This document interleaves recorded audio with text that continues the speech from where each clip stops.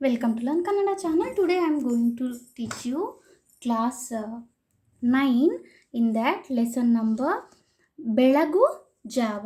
In that question answers. ಈ ಪ್ರಶ್ನೆಗಳಿಗೆ ಒಂದೊಂದು ವಾಕ್ಯದಲ್ಲಿ ಉತ್ತರಿಸಿ. You have to write the answers in one sentence. ಕಾಡಿಗೆ ಮರ ಕಡಿಯಲು ಬಂದವರು ಯಾರು? ಜಂಗಲ್ ಮೇ ಪೇಡ್ ಕಾಟ್ನೆ ಕೌನ್ ಗಯೆ थे? ಕಾಡಿಗೆ ಮರ ಕಡಿಯಲು ಬಂದವನು ಮನುಷ್ಯ, ಮಾನವ. यानी कि एक मनुष्य गया था जंगल में पेड़ काटने के लिए. ಮಾನವ ಯಾರನ್ನು ಅಂಜುಬುರುಕ ಪ್ರಾಣಿ ಎಂದು ಹೇಳಿದನು? ಅಂಜುಬುರುಕ यानी कि ज़्यादा लालची वाला कौन है? ಮಾನವ ಮೊಲಕ್ಕೆ ಅಂಜುಬುರುಕ ಪ್ರಾಣಿ ಎಂದು ಹೇಳಿದನು. ಮೊಲ यानी कि रैबिट को बोलता है. थर्ड वन, ಕೋತಿ ಮಾನವನನ್ನು ಏನೆಂದು ಕೇಳಿತು? ಕೋತಿ ಇಸ್ ಅ ಮಂಕಿ. ಆದಮಿ ಕೋ ಕ್ಯಾ ಪೂಚ್ತಾ ಹೈ? ಕೋತಿ ಮಾನವನನ್ನು ನೀನು ಸುಂದರವೋ ಅಥವಾ ನಾನು ಸುಂದರವೋ ಎಂದು ಪ್ರಶ್ನಿಸಿತು. ಮಂಕಿ ಕ್ಯಾ ಪೂಚ್ತಾ ಹೈ ಮಾನವ ಕೋ? ತುಮ್ ಸುಂದರ್ ಹೋ ಯಾ ಮೈ ಜ್ಯಾದಾ ಸುಂದರ್ ಹೂಂ ಕರ್ಕೆ. ಫೋರ್ತ್ ಕ್ವಶನ್, ಮಾನವನ ಯಾರನ್ನು ಬಯಲಿನಲ್ಲಿ ವಾಸ ಮಾಡುವವರೆಂದು ಮೊದಲಿಸಿದನು? ಮಾನವನು. ಯಾರನ್ನು? ಕಿಸ್ಕೋ ತುಮ್ ಲೋಗ್ ಬಯಲು यानी कि ऐसा ही रास्ते पे रहने वाले करके किसको बोलते हैं? ಮಾನವನು ಕಾಡು ಹಂದಿಗಳಿಗೆ ಬಯಲಿನಲ್ಲಿ ವಾಸ ಮಾಡುವವರೆಂದು ಹೇಳಿದನು. डुक्कर को आप ऐसा ही यानी कि कहीं पे भी रहते हो करके बोलता है. ನೆಕ್ಸ್ಟ್, ಈ ಪ್ರಶ್ನೆಗಳಿಗೆ 2-3 ವಾಕ್ಯದಲ್ಲಿ ಉತ್ತರಿಸಿ. You have to write the answers in 3 to 4 sentence. ಮೊಲವು ಮಾನವನನ್ನು ಅವಿವೇಕಿ ಎಂದು ಹೇಳಿದ್ದು ಏಕೆ? ಮೊಲ यानी कि रैबिट मानव को तुम अविवेकी हो क्यों बोला? ಕಾಡಿಗೆ ಮರ ಕಡಿಯಲು ಬಂದ ಮಾನವನನ್ನು ಕಂಡು ಮೊಲವು, ಇಲ್ಲಿ ಅತಿವೃಷ್ಟಿ ಹಾಗೂ ಅನಾವೃಷ್ಟಿಯಿಂದ ಸಾವು ನೋವುಗಳು ಸಂಭವಿಸಿವೆ, ಆದರೂ ಕಾಡಿನ ನಾಶಕ್ಕೆ ಮುಂದಾಗಿದೆಯಲ್ಲ ಅವಿವೇಕಿ ಎಂದು ಹೇಳಿತು. ಕ್ಯಾ बोलता है मोला यानी रैबिट? क्या बोलते हैं? यहाँ पे तुम लोग पेड़ पौधा काटने के कारण बहुत सारा प्रॉब्लम्स हो रहा है, फिर भी तुमको बुद्धि नहीं है क्या? क्यों पेड़ काटने आए हो करके बोलता है. Again I read the answer. ಕಾಡಿಗೆ ಮರ ಕಡಿಯಲು ಬಂದ ಮಾನವನನ್ನು ಕಂಡು ಮೊದಲು, ಇಲ್ಲಿ ಅತಿವೃಷ್ಟಿ ಹಾಗೂ ಅನಾವೃಷ್ಟಿಯಿಂದ ನಾವು ನೋವನ್ನು ಸಂಭವಿಸಿವೆ. ಸಾವು ನೋವುಗಳು ಕಿತ್ನಾ ಲೋಕ್ ಮರ್ರೆ, ನೋವುಗಳು ಸಂಭವಿಸಿವೆ, ಆದರೂ ಕಾಡಿನ ನಾಶಕ್ಕೆ ಮುಂದಾಗಿದೆಯಲ್ಲ ಅವಿವೇಕಿ ಎಂದು ಹೇಳಿದನು. ರಾಜು ಕಂಡ ಕನಸೇನು? ರಾಜುನೆ ಕೊಂಸ ಸಪ್ನ ದೇಖಾ? ದೊಡ್ಡ ಕಾಡಿನಲ್ಲಿ ಪ್ರಾಣಿಗಳೆಲ್ಲ ಸೇರಿ ಮರ ಕಡಿಯಲು ಹೋದ ಮಾನವನ ಮನ ಪರಿವರ್ತನೆ ಮಾಡಿದ್ದ ಘಟನೆ ಕನಸು ರಾಜು ಕಂಡನು. यानी कि बहुत बड़ा जंगल में लोग जाके पेड़ पौधों को काटते हुए सपना देखता है. ಮಾನವನ ಸವಾಲಿಗೆ ಕಾಗೆಯ ಉತ್ತರವೇನು? ಮಾನವ यानी वो आदमी का क्वेश्चन को कागे यानी क्रो का क्या आंसर था? ಉತ್ತರ, ಗೀಜಗನಗೂಡು, ಜೇನುಗೂಡು, ಗೆದ್ದಲುಹುಳು ಕಟ್ಟುವ ಹುತ್ತಗಳು ಎಷ್ಟು ಸುಂದರವಾಗಿದೆ, ಸುರಕ್ಷಿತ. ಕಸದಿಂದ ಮಾಡಿರುವ ನಮ್ಮ ಸಾಧನೆ ಮುಂದೆ ಪ್ರಕೃತಿಯ ನಾಶ, ನಿಮ್ಮ ಸಾಧನೆ ಶೂನ್ಯ ಎಂದು ಕಾಗೆಯು ಬುದ್ಧಿವಂತಿಕೆಯಿಂದ ಉತ್ತರವನ್ನು ನೀಡಿತು. यानी कि क्रो क्या बोलता है? गीजग is one bird, it will make very beautiful nest, यानी बहुत सुंदर वाला नेस्ट बनाता है.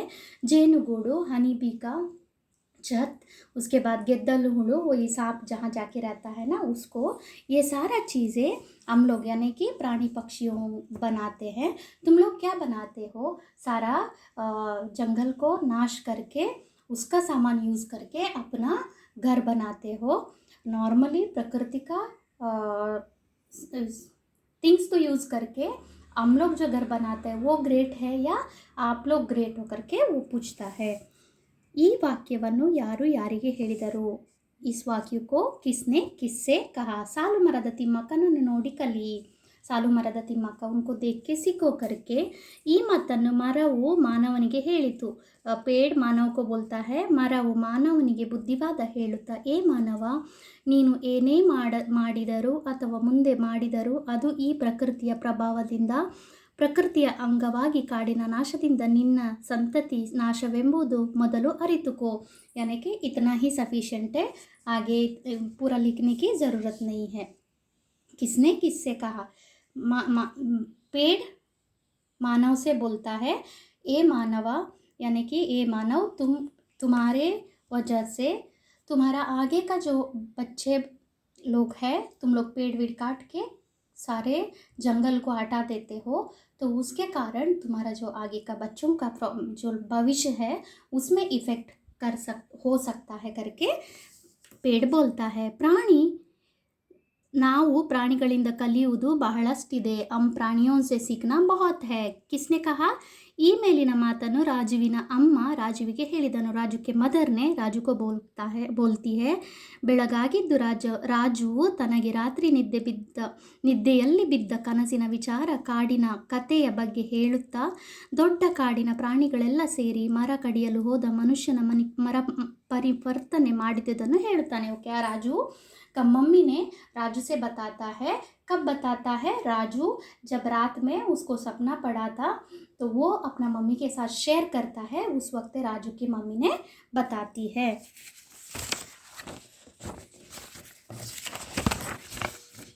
नेक्स्ट, ಕಾಡಿನ ಕತೆ ಓದಿ ಮಲಗಿದ್ದೆಯಲ್ಲ, ಅದಕ್ಕೆ ಈ ರೀತಿ ಕನಸು ಬಿದ್ದಿದೆ. यानी कि तुम जंगल वाला स्टोरी सुन के सोए हो ना, इसलिए तुमको ये सपना आया है. इसको किसने कहा? ಪ್ರಾಣಿಗಳಿಂದ ಕಲಿಯೋದು ಬಹಳಷ್ಟಿದೆ. ನಾವು ಪ್ರಾಣಿಗಳಿಂದ, ಯಾನಿ this is the answer. Only 2 है. ಆ ಪಟ್ಟಿಯಲ್ಲಿ ಬಾ ಪಟ್ಟಿ, यानी कि